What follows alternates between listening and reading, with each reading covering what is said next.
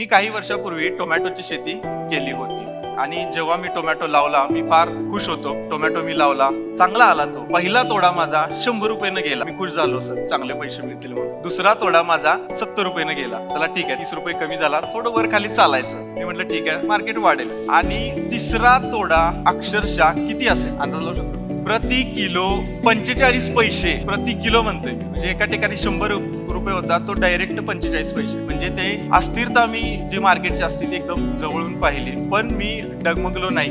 मी हळूहळू शिकत गेलो, शेतीमध्ये बदल करत गेलो आणि मी एक प्रॅक्टिकल, रिअलिस्टिक आणि कॉन्फिडंट फार्मर झालो. सगळं माझं भारी चालू होतं, मी खुश होतो, सगळं व्यवस्थित चालू होतं. तरी देखील लोक मला म्हणायला लागली, अरे काय शेतीत कुठं भविष्य होणार आहे तुझं? शेतीत काय मिळणार आहे तुला? असं करू करिअर आहे का त्यामध्ये? मग मला कळालं की शेतीमध्ये हजारो समस्या एका बाजूला आणि एक मुख्य प्रश्न मला कळाला, ती म्हणजे शेतीकडे बघण्याचा दृष्टिकोन.